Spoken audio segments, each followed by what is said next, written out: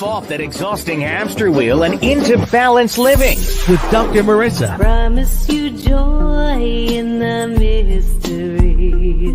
Dr. Marissa, also known as the Asian Oprah. Her mission, to be a beneficial presence on the planet. Her purpose, to be your personal advocate to live, laugh, love, learn. Her life motto, don't die wondering. Take back your life with Dr. Marissa Pay.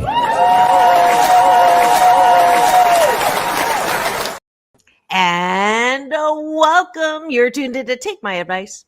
I'm not using it. Get balanced with Dr. Marissa, the morning show here on KCAA, NBC News, CNBC News, and NBC Sports radio station, KCAA AM 1050, FM 106.5, home to the Asian Oprah, number one talk in the IE. Thank you very much. And streaming everywhere. iHeartRadio, Spotify, iTunes, TuneIn, Audible, Amazon Music, Tiki Lab, Rumble, Streaker, Spreaker, Podchaser, and more. Why so many places? I want to maximize my splatter zone for more hope and happiness. So there's no gossip, no scandal here, no K words, nothing in the headlines. In fact, if you want the headlines, you're not going to get them here. You're going to get heartlines here because there are so many other places that you can get the headlines. And if it bleeds, it leads. And frankly, I do not like starting my day saying, "What's wrong with people?" Instead, you know that you've been tuning here for the past 683 consecutive weeks, 1,402 podcast shows, 13 years. They said I wouldn't last a year because I didn't talk about the headlines, and I'm so glad that they were wrong. And I bring you great guests, great topics, great series. Monday is Mental Health Matters Mondays for the last couple of years. And I usually have myself on to sort of take back my show because I have so many other great series all week.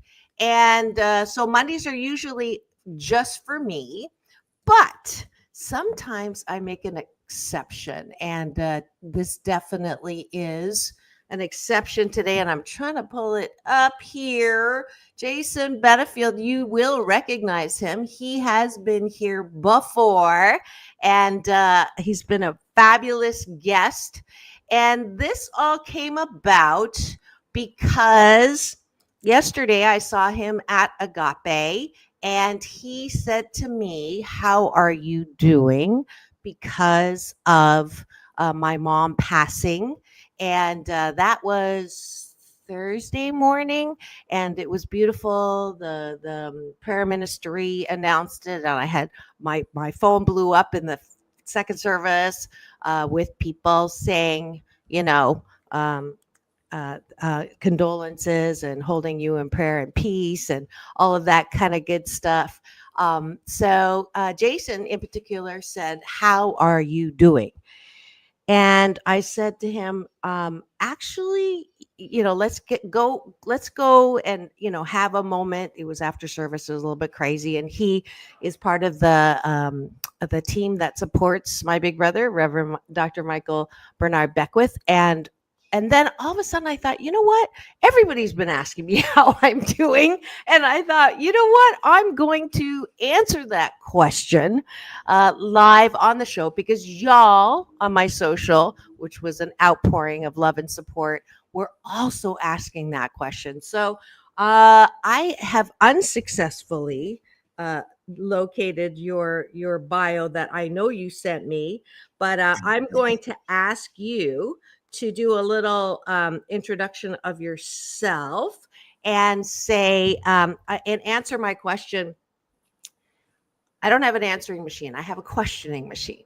And when you call me, it says, "Who are you and what do you want?" So, Jason Benefield, answer those questions for me. Who am I and what do I want? Well, my name is Jason Benefield.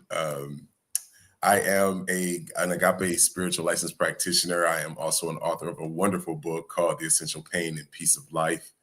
And I am also a speaker and a counselor, and I help to transform pain into purpose for lives that are going through particular issues for growth and unfoldment. So, and then also, what do I want?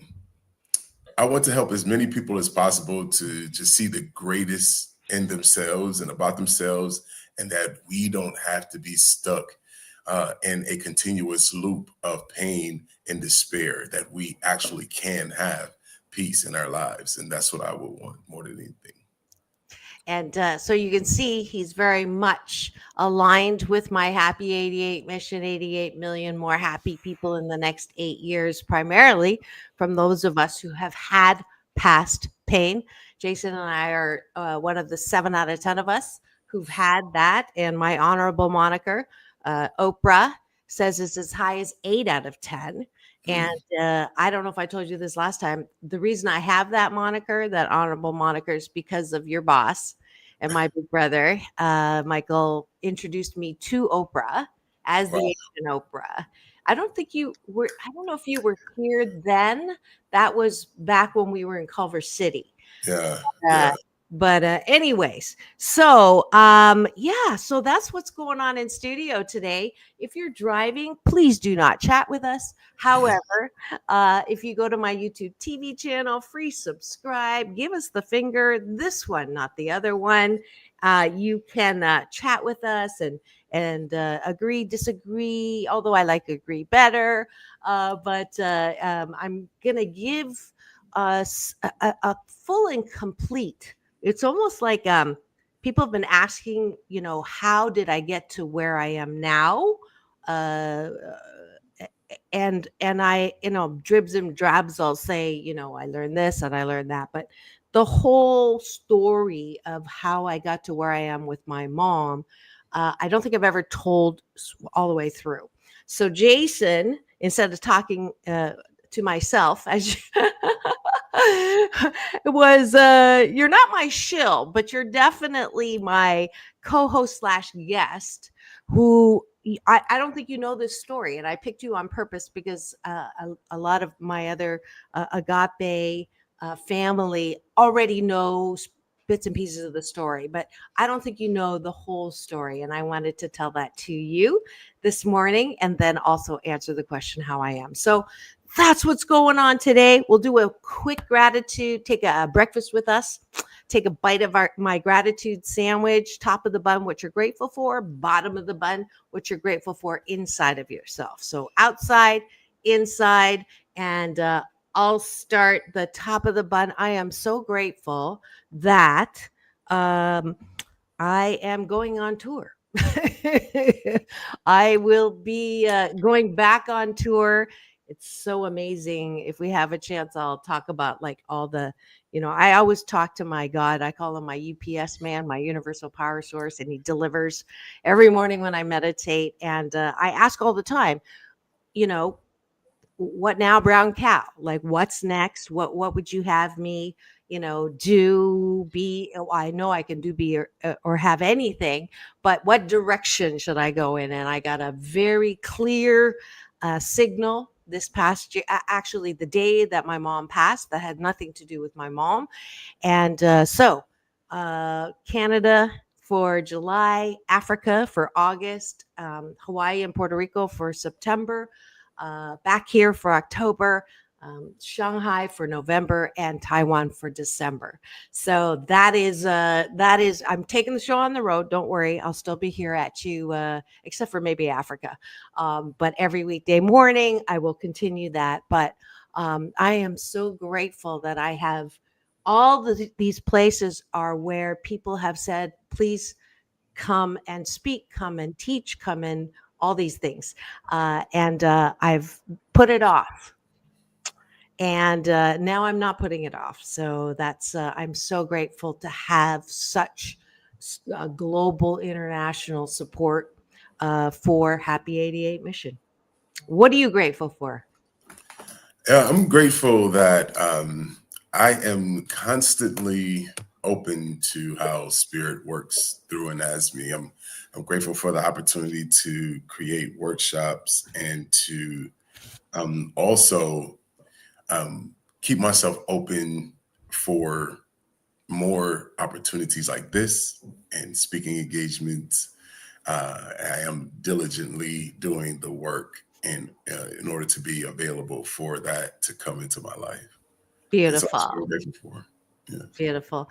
I am appreciative. We're going to go to the bottom of the bun, which is weightlifting for your mental health. Mental Health Matters Mondays, specifically because a lot of us grew up with "you're not all that, don't toot your own horn, what's wrong with you?" Um, you're not worthy, you're not going to amount to anything. All of those messages have led many of us with the critic running our heads. We collect those messages, we take things personally. And I'm glad that we're talking about mental health, but I'm not so happy that we're turning to things outside of ourselves to fix us or Yeah. numb us. So this exercise, this hashtag Blisscipline, this good life habit to actually say what I like about myself is something I want you to do at the end of the day when you go to sleep and say, instead of thinking about what I didn't finish or what I shouldn't have said or shouldn't have done and shitting all over us, instead say, I appreciate that I am, I quickly, from frustration and anger, can ask the question, I can't wait to see what good comes out of this. Mm. And then I'm able to hear what the next indicated action or the next inspired action is. And it's not that I don't feel the irritation, because I think it's important. We're human beings. We're gonna, feel all kinds of emotions. I don't want to close off the bottom, because then I can't feel excited if I'm not feeling pissed off. So it's like a dumbwaiter door, right? So I want to feel all of my human emotions. So I will get mad. I just won't. I try not to act from that place, because a knee-jerk reaction guarantees you that you will look like a jerk. I don't want to look like a jerk. That's mine. Isn't that cute? That was really good. I've never heard that before. That was really, really good. Because that came to me like a couple of years ago. So I like that I can, ask that question and not spend 2 days being pissed off. What do you like about yourself? Well, what I appreciate about me is that I constantly am so open to doing my own personal work, my own personal growth and unfoldment. It just really allows me to tap in, and I realize how much more I really am moving in order for me to actually continue to grow. And that allows me to be able to help more people. So yeah, I'm like truly very, very grateful for that. Beautiful. That's what I'm appreciative of. Yeah. Beautiful. So we're going to keep breakfast short so I can cover all of the salient points in this episode about healing and mother-daughter relationships. And but I do want to encourage you, join me every weekday morning to start your day in the most positive way with taking a bite of my gratitude sandwich. 28 days, they say, it takes to create a good habit. So frankly, my dear, if you don't approve of yourself, how the fork do you expect anyone else to approve of you? So I'm hoping that you'll continue this good life habit. But in the meantime, we have someone here. Great conversation. Thank you, MD. Thank you for joining us for breakfast. And I hope you continue. And tonight, remember to appreciate yourself.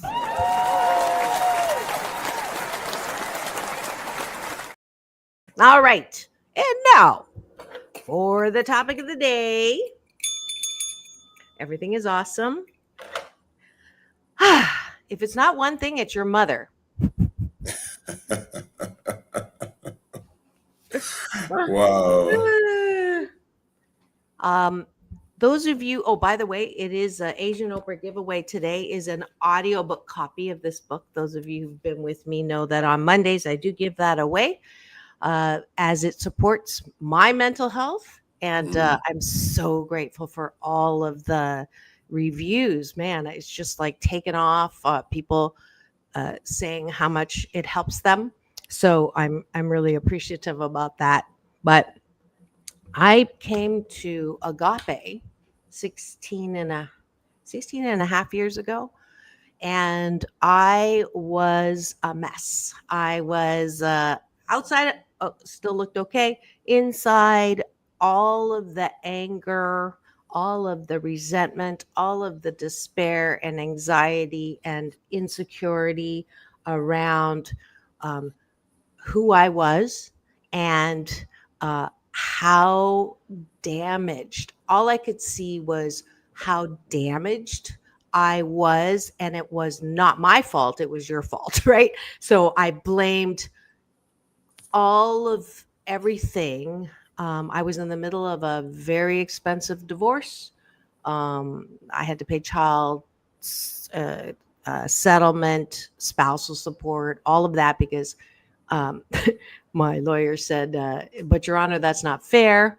I lost my $1.8 million home, $1.5 million business. So it was a very expensive divorce. And the judge looked at me and said, well, you wanted equal rights. So I took one for the team. You didn't know about that, right? So No. that's exactly. That's why I wanted to tell you, have you on. So you had the whole story. So I actually was I was on a quest to find a God of my understanding because I grew up with one that was angry most of the time, needed anger management classes, and that's one of the places I shopped for a God. I was told that I could have a designer God and design anything, and I love designers, so and you know that. So I'm the most materialistic spiritual person you will ever meet.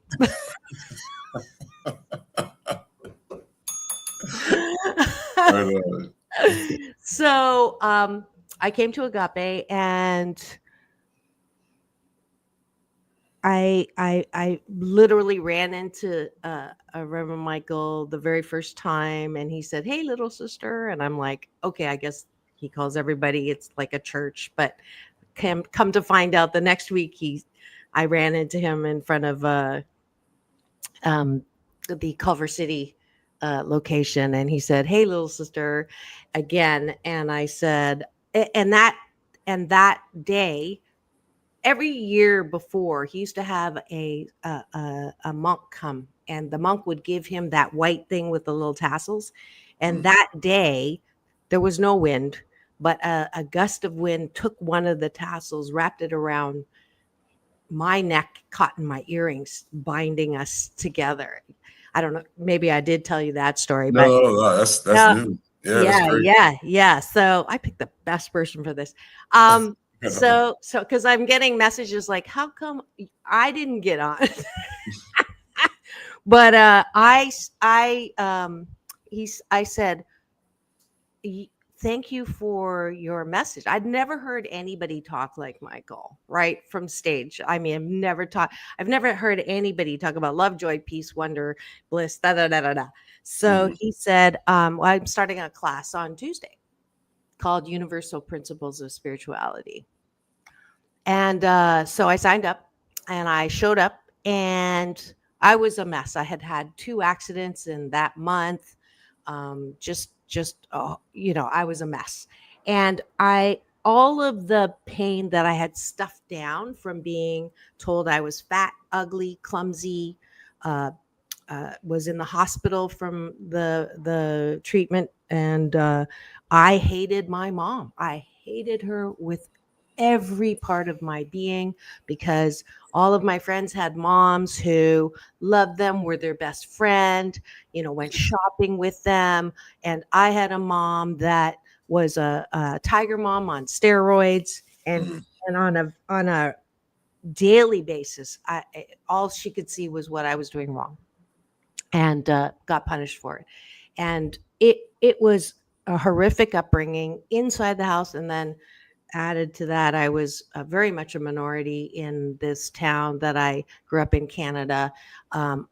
One Indian family, one Black family, one Chinese family, one Japanese family, and then the largest German settlement outside of Germany.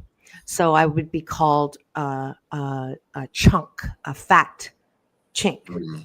So that was my upbringing. So what that led to was I stuffed down all of that and said, I'll show you, right? Did Mhm. modeling on the outside, everything. First one to get, a PhD within 4 years, first one to, youngest this, first one to da da da da, to prove you wrong. Very Right. angry, and was successful at it, but outside good, inside a mess. And then I picked a guy who, like we all do, when we have painful past, we pick people or attract people where we are, and Yeah. attracted someone who would introduce me as obese behind my Mhm. back. And I was a little heavier than now. So certainly not obese, but also had no desire for me. Of course not. Right. So, I finally, after 6 times of asking, do you want to be married? Do you love me? You don't have to, I'm okay. We can, have a divorce. And 6 times he would not say, I love you. I want you. I want to stay married, but he wouldn't say, I don't want to. So that's the damage, right? You keep hoping. I call it going to the tractor for milk. Mhm. I really wanted him to love me, to prove that I was worthy. And yeah, so I kept going to that tractor. Finally, with the help of a couple of different programs, was able to get healthy enough to say I want a divorce. So that's what I was going through. But all of the hatred and all of the sadness and all of the blame and all of the shame started coming to the surface. And Mhm. that's when I was in this class. And I'll never forget the day one of the women in the group said, I can forgive my ex-husband, but I cannot forgive my mother. Mhm. And my ears perked up, because my husband, I couldn't forgive my husband at that time or my mother. But what that did was let me sit up and listen, because I wasn't alone, number one, which is why it's so important for us to do the work we're doing, and why we do talk about the abuse, even though, it's very shameful in Chinese culture to air your dirty laundry. However, It's like what that for African Americans too. is it? Is it? Yeah. Okay. I didn't know, but it's very difficult to heal something that you cannot talk about or surface, right? Mhm. There's an Right. expression, you're only as sick as your secrets, right? So I sat up, and Reverend Michael said to her, wow, I could just see it that day. I was sitting over here. It's so vivid. And he said, whatever they did to you, whatever your mother did, not saying it's right or wrong, you know, not saying should have been different, but can you see what she did? And can you find something within yourself that developed as a direct result of that treatment. Mm. Wow. So my whole life up to that point was I would, on the outside, on the inside, shove it down. And then if it hurt, I would numb it with alcohol or shopping or sex or whatever it was. And I never dealt with it. Right. But all of that pain was always directed at how could they? Why did they? They shouldn't have, right? Ergo, if they did, there must be something wrong with me. So I'd never ever looked at that scenario with the eyes that he was asking me to look at. And what I call that is grabbing yourself by the neck and pulling yourself up to 88,000 feet and not look at what happened from the same framework that you always have.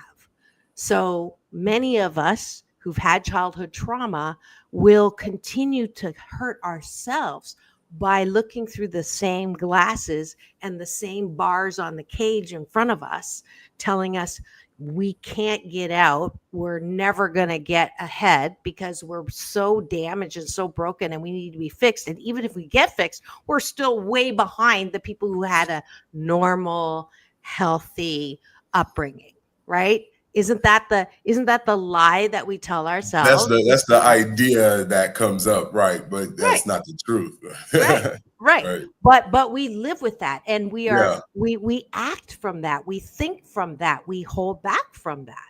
Yeah. So all of a sudden, I had someone asking me to look at myself and what happened from a completely 180-degree direction.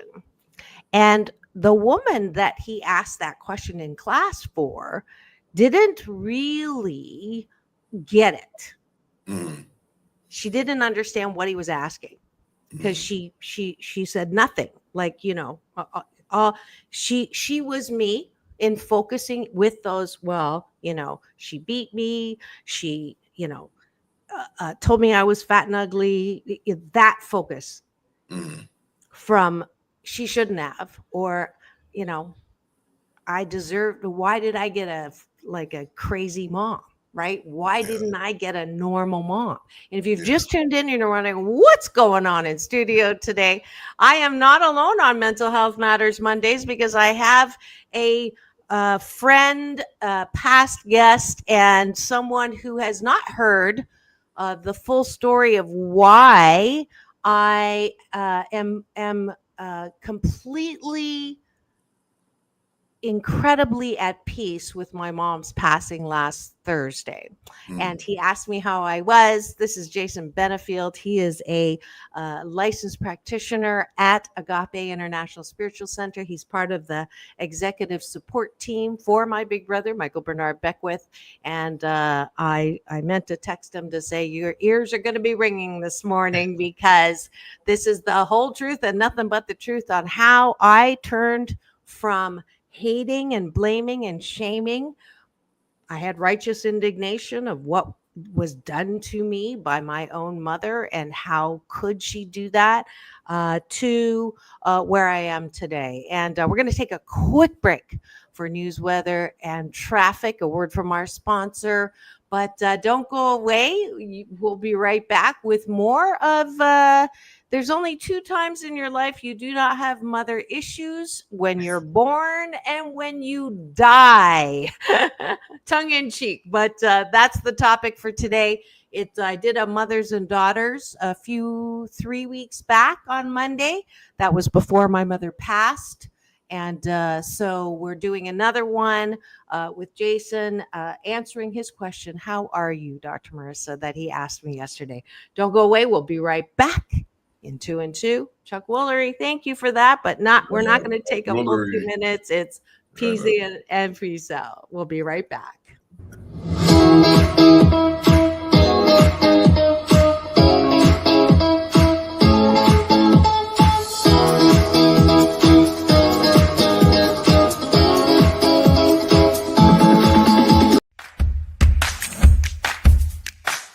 Well, she has been dubbed the Asian Oprah, and she just wants all of us to be happy.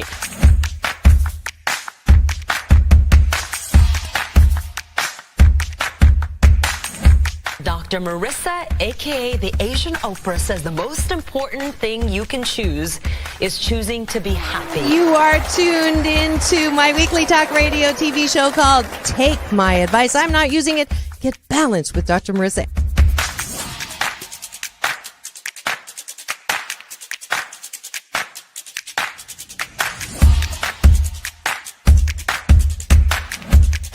That's the idea for Dr. Marissa Pay's new book called 8 Ways to Be Happy. Many of us say, I am my own worst critic. Nobody's harder on me than I am. And my response to that is, stop it! Why are you doing that to yourself? You have to be your biggest fan, because if you can't at the end of the day say, I did a good job, who is? We don't have to constantly be angry at the things that are wrong. Why don't we choose to be happy about things that are right? We have the choice. That's our muscle. And life is so amazing if we can see it.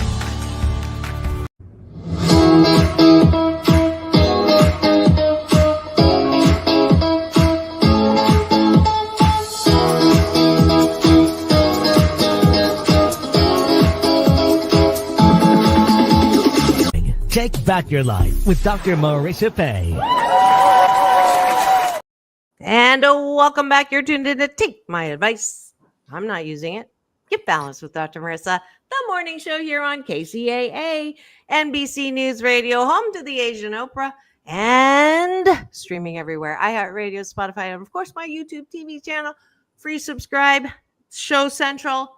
Give me the finger, not the other one.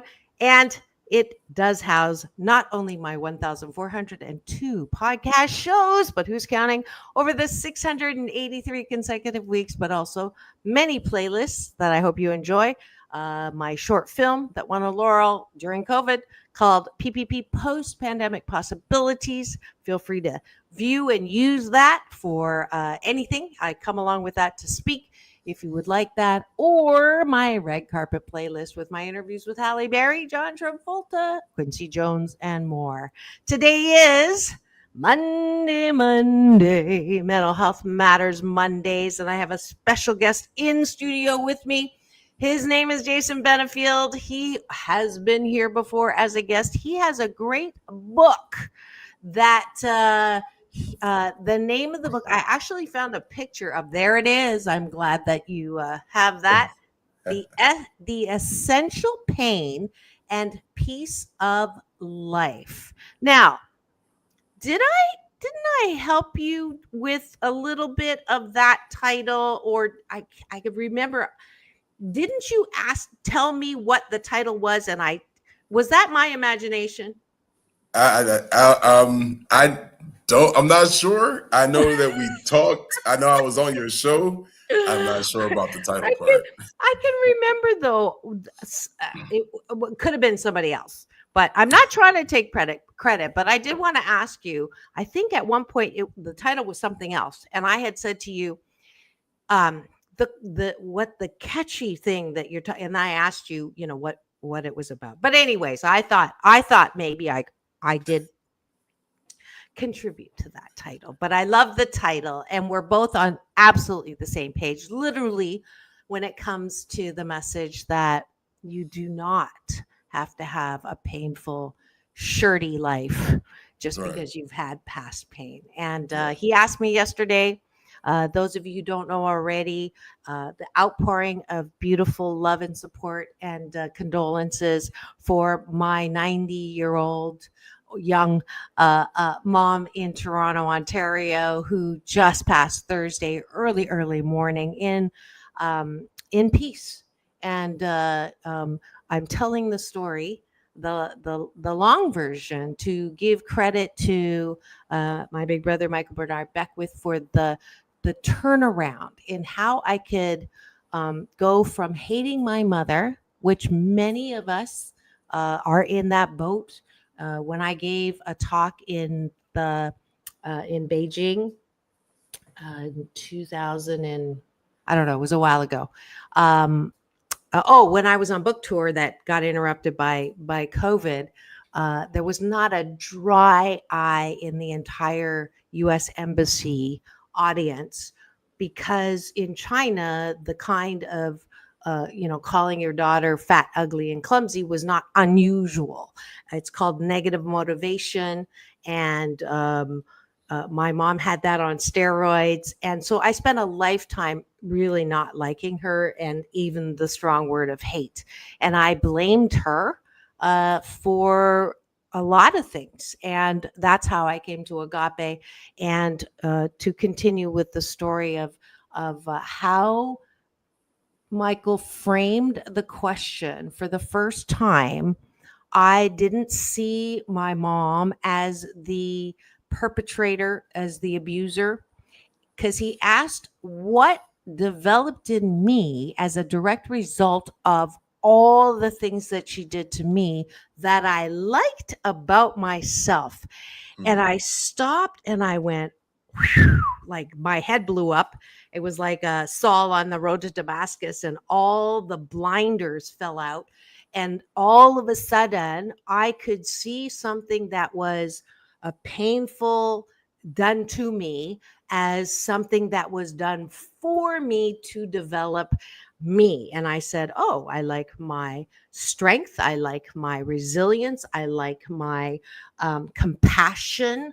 I like my no fear, right? I like my achievements. I like my, and all of a sudden the sun came in on a darkness that had lasted for decades.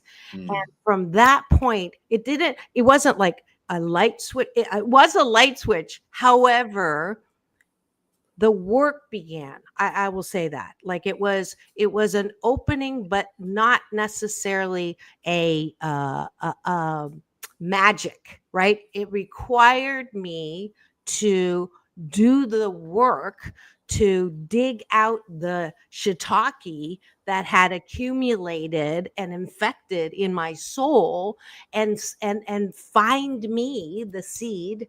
And I posted in the promo that picture that someone took that I still don't know who did, when Dr. Michael Bernard Beckwith asked me, can I look into you? I'm like, okay, whatever. You're my big brother. I have no idea what you're talking about.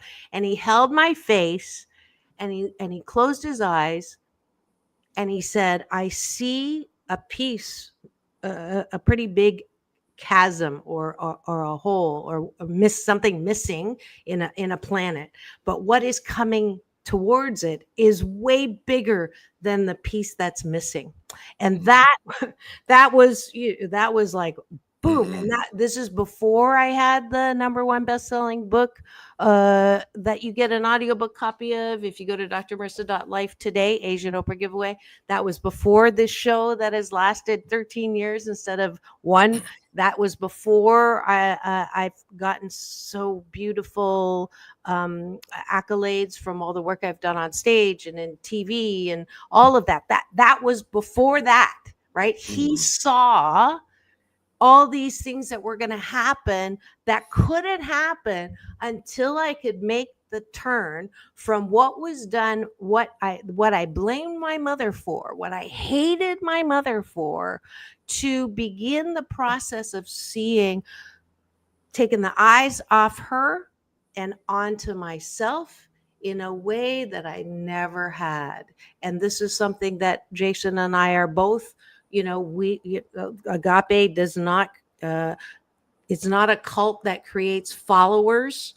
Right. It is a center that creates leaders. Yes. And there's so many of us who, went there and got this kind of teaching and embodied that teaching. So then I could do the forgiveness work. And yes. I'm here to tell you that I did the forgiveness work for 88% of my pain with my mother. Right. 88, not fully, right. Not fully. So what happened was, for the past 16 years, I don't hate her, right? but I still held a little bit of, I really don't want to go to visit her in Toronto. She has Parkinson's, and I really don't want to, because she's still telling me I'm fat. She's still blaming me or criticizing me. And every time I would go on a trip, I would text Michael and say, cover me. Because, I can remember when I went to China with her in 2009, and it was a horrific trip because by the end of the trip, she was criticizing me, and I blew up and I said, at least I don't beat my kids. And she went ballistic, right? And I all the progress I had made went out the window with forgiveness, and I was back into that place. And and I texted him from China, and his response was, "You got this, remember who you are," right? So he got me through that. But every trip has been, I really don't want to go. I really still, I'm carrying that every time I would go back for a visit, something would trigger me. And it just, and I thought, she's going to have to die for me to stop feeling this way. I'm fine when I don't see her. Right. But every time I called her, I would call her like, I would call her every day, and then I'd get triggered, and my daughters were like, "Why are you calling her every day?" Most kids call their parents once a week, so don't call her every day. But the guilt, it's that guilt. She's my mother. She has Parkinson's, and it was still a burden, is what I can say. I'd hide it well, and I could get to that place of forgiveness again. And there's a forgiveness exercise in this book that I stole. I didn't steal. I asked him if I could use it from his book, Spiritual Liberation. And that was a very important. Do you know what I'm talking about? The one that says, yeah, I was just sitting here thinking about that. Was that the one where he says, that you have no power over me? That's the one. I forgive you, and I forgive me, and I set you free, and I set myself free. That one. That one. I'm looking for it on my bookshelf. Yeah, it's like I'm really trying to think about it, because he mentions it in his light visioning CDs, and he says, "You no longer have any power over me. I stand in my own authority. I set myself free, and I set you free." I believe that's what that is. Yeah. Yes. I forgive you. I forgive you. I set you free. Mm-hmm. Yeah, exactly. And I meant to bring it up, but it is in this chapter, Out of Hatred into Forgiveness. And it's so powerful. But at the same time, if you don't continue with that discipline, it will seep back in. And that's kind of what happened. And so these past 6 years, I've been going back to visit with her. And last month, I don't know exactly. I know that I've been working, I'm a big law of attraction student as well. And I was really working on being the person that I wanted to attract to me, because I was focusing on partnerships, and I was also, very attuned to being the love and not being the personality, the lampshade, as Reverend Michael will call it, that we are natural loving beings. And that's why, it all culminated into the last visit in April. Normally I'm in and out, right? If I have to go for a week, I'll go for a week. I have to clear out my calendar, blah, blah, blah, blah. And this time I actually made the decision to go for 2 weeks, which was unusual. And I didn't text him to say, cover me, because I'm going back to Canada. First time. And I'd been there maybe like 40 times, right? In this last 16 years. And so that was different. And I got to my mom's. So this is last month. And for the very first time, Jason, the very first time in my entire life, and I'm ageless, we all know that. But when I came into her room, every other time I would go and kiss her cheek, right? And say, "Hi, Mom."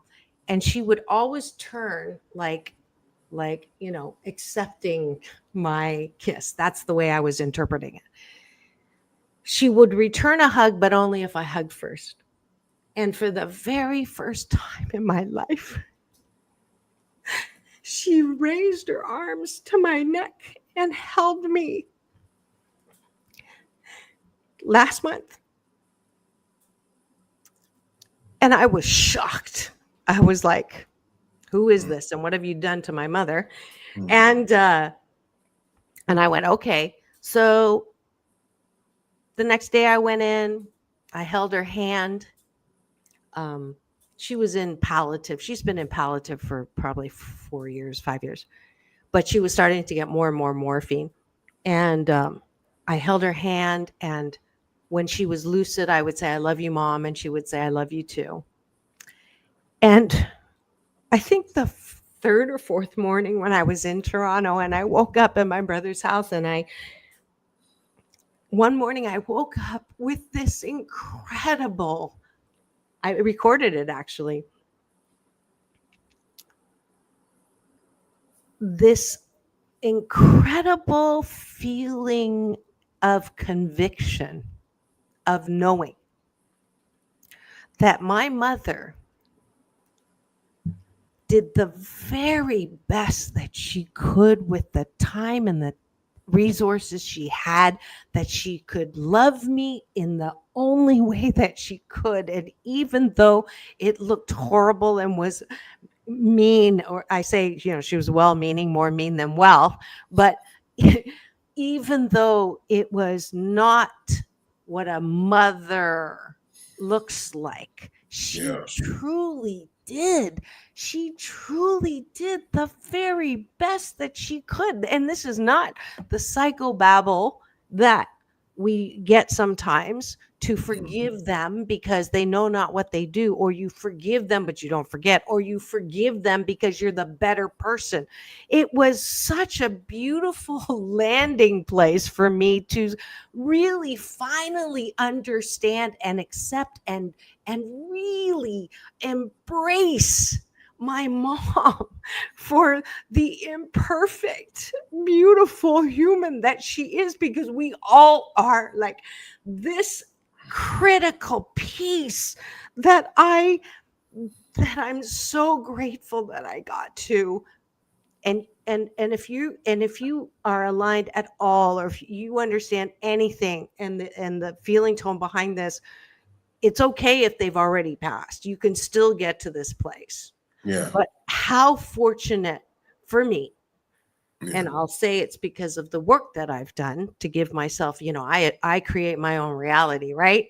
Somewhere I wanted this to happen before she passed. And I cried and in joy in the release of that last bit of bitterness and hatred and resentment and victimhood and all of that, with an appreciation for who she continues to be on the other side.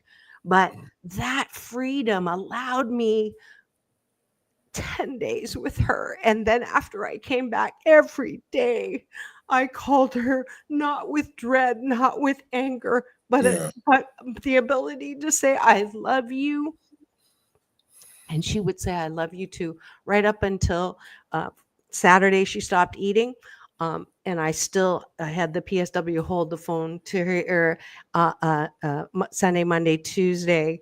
And then I talked to the nurse and said, she said, she if you're going to come 2 to 3 days is all she has. And I wanted to go, not because there was anything that we were good. I said to her when I was there, I went to her ear and I said, Mom, I forgive you. I set you free, and I love you, and I know that you love me, and I know that you did everything you could to show me the love. And I said that a few times to make sure she got it while I was there. And then I did it again on the phone, I think on Monday. And then it was interesting because I went to look at last minute flights. $1,200 to Toronto. I almost bought it, non-refundable. And the voice said, wait till tomorrow morning. And sure enough, Thursday early morning, she passed. So I only wanted to go to hold her hand when she crossed. I have a bonus mom who passed 3 months ago, who was like the unconditional love that I never had for the past 16 years.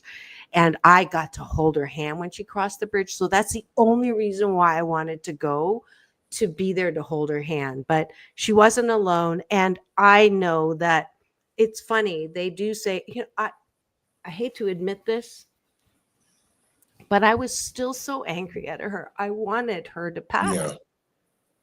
And I'll be honest about that. I started writing a screenplay called Life by 1,000 Cuts. And I was told it's really good. And I said, I cannot publish this until she passes because of the airing of dirty laundry. And now I understand why God had me start writing the screenplay, because it's got nothing to do with how my mom hurt me. It doesn't have anything to do with all the gory details. It has everything to do with the healing that comes if you can get to a place.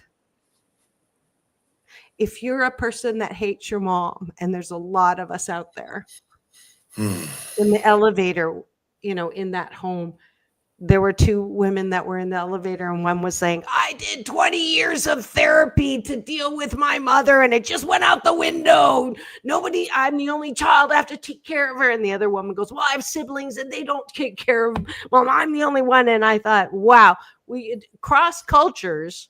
The one thing that can really rob us of our natural birthright to be happy 88% of the time is this primary relationship between daughters and mothers.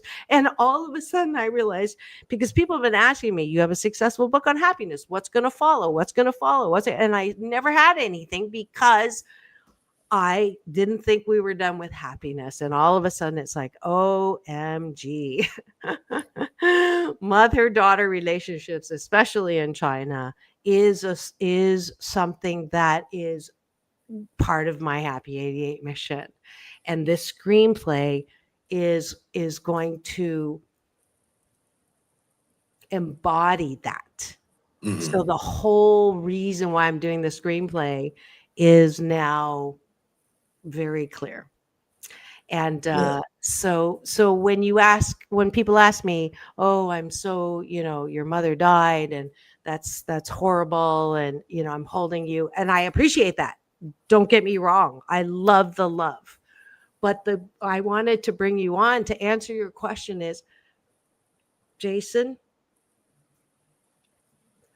the teachings from Michael Bernard Beckwith that free us from the shackles of this thing called pain in life that is mandatory, but suffering from it is optional, is the most magnificent, powerful tool with which to have an amazing life.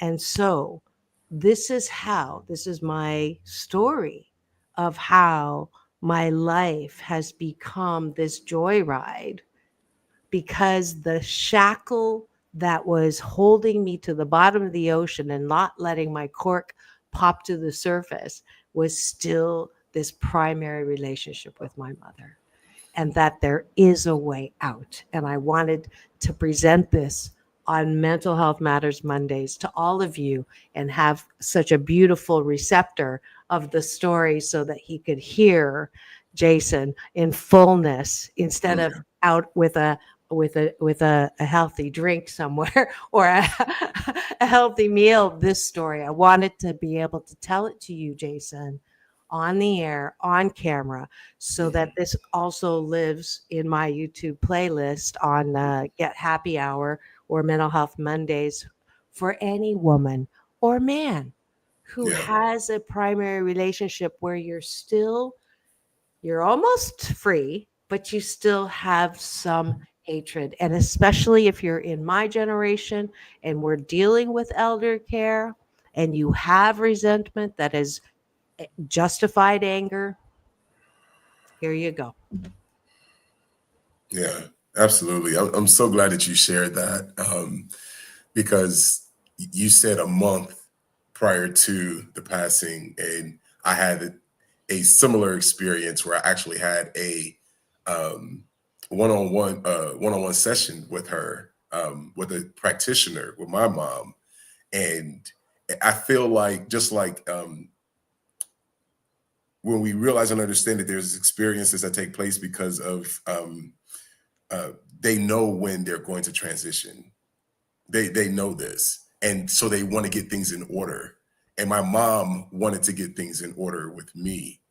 And when you said that she wrapped her arms around your neck and hugged you, like that was amazing, because she knew that she had to make peace with you before she went to the other side. And so that just brought up a whole lot from my experience with my mom too. Beautiful. Thank you. Yeah.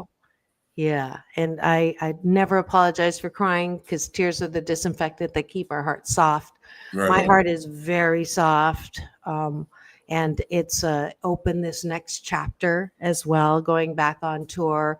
I know that this had to happen.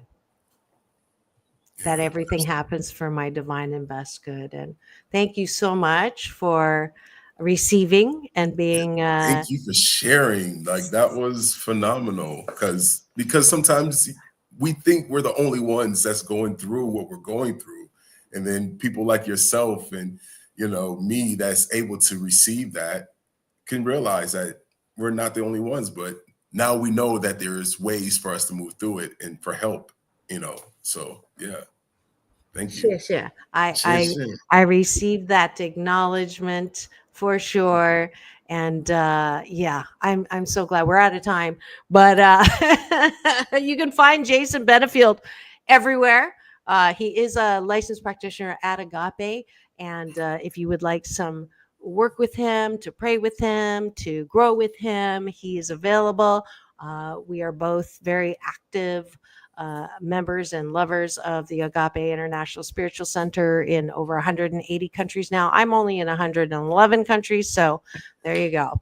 But you can go to Africa with me this summer. I'm teaching balanced Tai Chi, going on the trip with my big brother, both brother Ishmael Tete, my other big brother, and Michael Bernard Beckwith. So go to agapelive.com for a commercial for that and fill in the form there.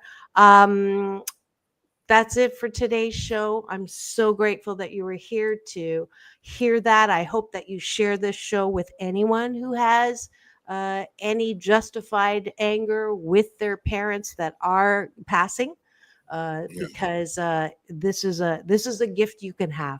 Ready? It's all about balance. Peace in, peace out. World peace through inner peace.